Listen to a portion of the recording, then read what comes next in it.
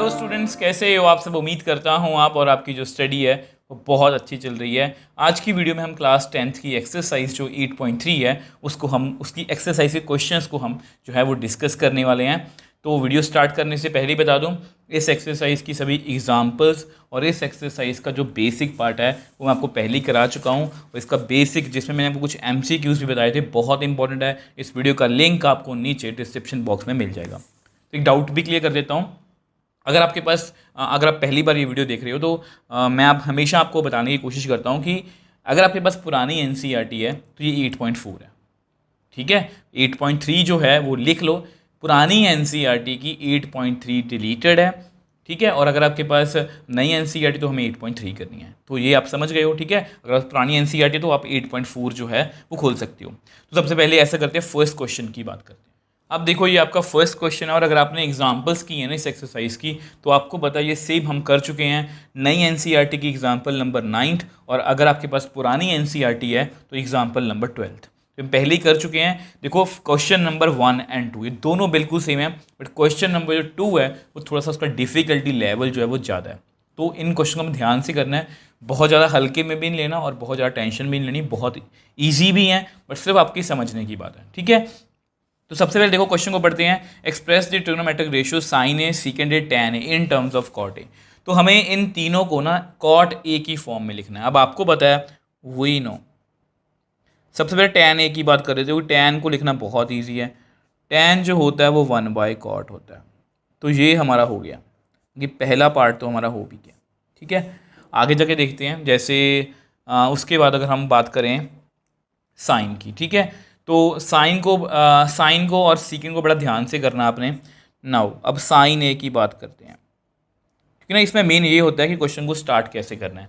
तो देखो, फॉर्मूलाज आपके सामने होने चाहिए, ठीक है। तो ये आपके फॉर्मूलाज हैं, तो ध्यान से देखो। अगर ये तीनों फॉर्मूलेज जो हैं ये आपके मतलब काम आने वाले हैं। तो हमें साइन से कहाँ पर जाना है? हमें साइन से जाना है कॉट में। अब देखो, हमेशा इस बात का ध्यान रखना कि साइन और कॉस से हम शिफ्ट कर सकते हैं, टैन और सीकेंड में हम शिफ्ट कर सकते हैं, कॉट और कोसेकेंड में, फॉर्मूला के अकॉर्डिंग मैं बोल रहा हूँ, शिफ्ट कर सकते हैं। मतलब अगर मैं मतलब कि साइन से कोसेकेंड में चला जाऊँ और कोसेकेंड से मैं कॉट में आ सकता हूँ। तो ये आपको पता होना चाहिए। तो आपको पता है, इसको मैं लिख सकता हूँ 1/cosecant ए, ठीक है। ये आपको पता है, ये हमने बहुत फर्स्ट वीडियो में सीखा था कि साइन क्या होता है, 1/cosec, ठीक है। वी नो जो फॉर्मूला आपका, वो फॉर्मूला क्या है? 1+cot square A is equal to cosecant square A, which implies cosecant A को मैं क्या लिखूंगा? मैं आपको हमेशा बोलता हूँ कि मैं आपको फुल एक्सप्लेन करूँगा। ये एक्चुअल में यहाँ पर प्लस माइनस होता है। विच एम्प्लाइज, हम कौन सी वैल्यू रखेंगे? हम सिर्फ प्लस वाली वैल्यू रखेंगे, ठीक है। और इसका मैंने आपको रीज़न भी बताया था कि प्लस वैल्यू क्यों रखेंगे, मैं आपको लिख के बता देता हूँ। अब देखो, ये रीज़न मैंने आपके लिखा है कि हम जो है वो 10th में ना 0 से लेकर 90 तक ही पढ़ते हैं, और इसमें हमेशा जो वैल्यूज़ होती हैं ना हमारी सभी की, किसी की भी, वो हमेशा पॉजिटिव होती हैं। तो ये रीज़न आपको पता होना चाहिए, क्योंकि कई बार ना MCQs में ऐसे क्वेश्चंस पूछ लिए जाते हैं। तो यहाँ पर इसको पुट इन 1, इसको 1 में फिल कर लेते हैं, इसको नंबर 1 दे दो। तो साइन ए कितना है? 1/cosecant, और 1/cosecant कितना है? 1/1+cot square A. तो ये भी हमने निकाल लिया, ठीक है। अब रह कौन गया? अब रह गया जी हमारा सीकेंट, आल्सो सीकेंट ए। अब इसका भी सोचना पड़ेगा। अब आपको फिर से पता है, देखो सीकेंट और टैन आपस में लिंक्ड हैं, तो सीकेंट से मैं जा सकता हूँ टैन में, और टैन से मैं जा सकता हूँ फिर कॉट में, ठीक है। तो इस तरह से डिसाइड किया करो। तो सीकेंट ए है। अब सीकेंट ए को कैसे लिखेंगे आपको पता है, वही नो, फॉर्मूला लिखते हैं 1+tan square A is equal to secant square A. तो विच एम्प्लाइज सीकेंट ए कितना होगा? 1+tan square A under root. अब इसका रीज़न मैं आपको बता चुका हूँ कि यहाँ प्लस माइनस क्यों नहीं लिखा, क्योंकि सॉरी माइनस क्यों लिखा, क्योंकि हम 0 से 90 में हमेशा हमारे एंगल क्या होते हैं, पॉजिटिव। तो सीकेंड की वैल्यू ये है, ठीक है। तो सीकेंड को मैं इस तरह से जो है वो लिख सकता हूँ। अब ऐसा करते हैं, इसको मैं आपको नेक्स्ट पेज पे एक्सप्लेन कर देता हूँ।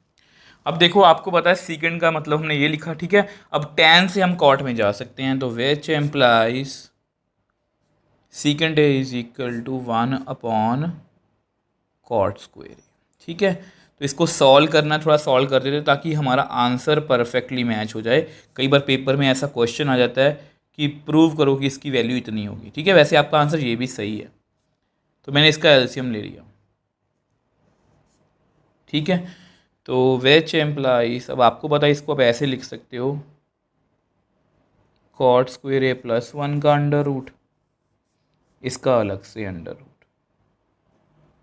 तो ये बाहर आ जाएगा। तो विच एम्प्लाइज सीकेंड ए को मैं लिख सकता हूँ 1 प्लस कॉट स्क्वायर का अंडर रूट, और नीचे कितना आएगा, कॉट ए, ठीक है। ये अंडर रूट से बाहर आ गया। तो इस तरह से हमने तीनों को जो है वो कॉट ए की फॉर्म में लिख लिया। तो ये क्वेश्चन मैं आपको बता रहा हूँ एग्जाम पॉइंट ऑफ व्यू से इंपॉर्टेंट है। ऐसे क्वेश्चंस आपको एमसीक्यूज वगैरह से पूछे जा सकते हैं, मतलब कोई छोटा सा पार्ट भी आ सकता है, आपको 2 मार्क का क्वेश्चन भी आ सकता है। तो ऐसे क्वेश्चन को आपने ध्यान से करना है। और जो अब सेकेंड क्वेश्चन हम करने वाले हैं वो थोड़ा सा इससे मुश्किल भी हो सकता है, तो उसको भी हमने ध्यान से करना है।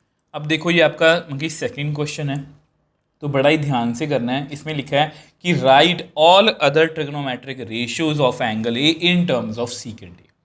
तो मैं सबको, मतलब जितनी भी 6 की 6 हैं, जैसे सॉरी 6 या 5 ही रह गई हैं, सीकेंड तो है ही है, ठीक है।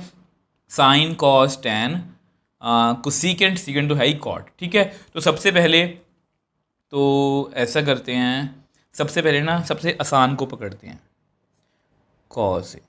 अब कॉस होता है जी 1 बाय सीकेंड ए, तो ये हमारा हो गया, ठीक है। ये हमारा हो गया। अब इसके बाद बात करते हैं हम साइन ए की, ठीक है। अब साइन ए की बात हमें करनी है, वही नो।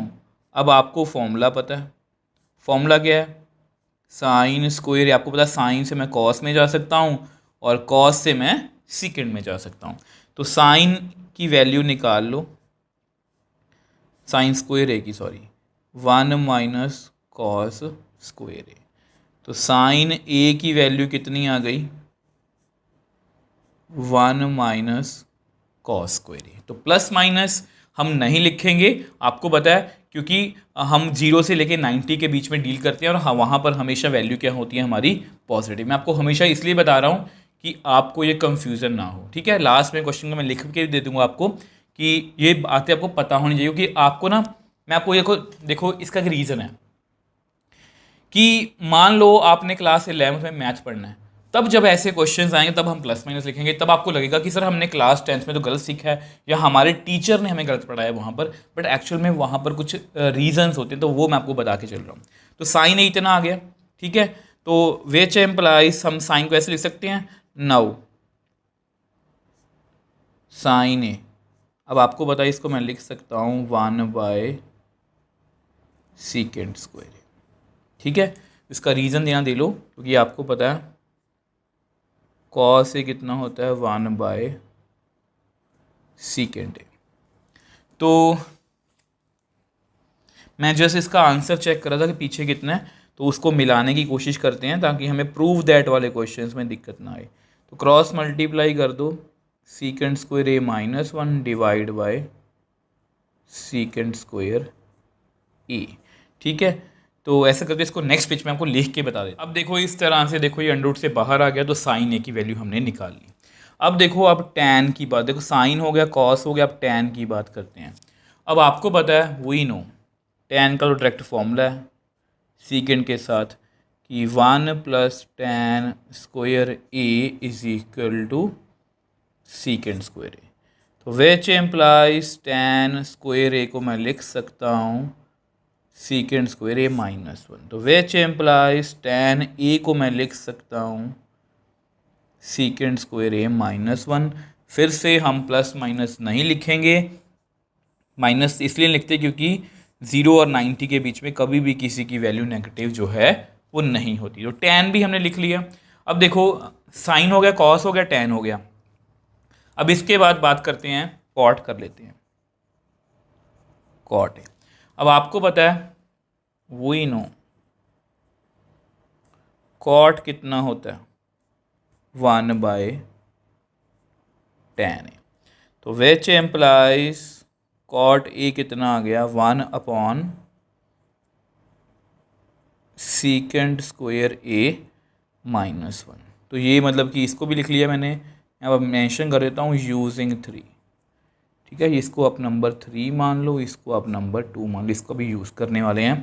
तो इस तरह से हमने कॉट ए जो है उसको भी बड़ी आसानी से कर लिया। देखो आपको चलो एक बात बाद में बताऊंगा। अब लास्ट रह गया जी हमारा साइन हो गया, कॉस हो गया, टैन हो गया, कॉट, अब कोसेकेंट रह गया। अब आपको पता है कि कोसेकेंट जो होता है वही नो कोसेकेंट ए क्या होता है 1/sin ए। तो विच एम्प्लाइज कोसेकेंट ए जो है उसको मैं इस तरह से लिख सकता हूँ, साइन ए की वैल्यू हमने पहले ही कैलकुलेट की हुई है, sec² A -1 divide by secant A. ठीक है, तो विच एम्प्लाइज कोसेकेंट ए की वैल्यू कितनी आ गई, ये सेकेंड ऊपर चला गया, sec² ए -1। तो इस तरह से हमने बाकी जो 5 थे सभी को इन टर्म्स ऑफ सीकेंट जो है वो लिख लिया। अब देखो यहाँ पर ना मैंने एक स्पेशल नोट लिखा है, वही कि यहाँ पर हम जितने भी स्क्वायर्स हैं सबकी प्लस वाली वैल्यू रख रहे हैं, क्योंकि 10th में ना हम 0 से 90 में डील करते हैं, इसलिए हम पॉजिटिव वैल्यू ले रहे हैं।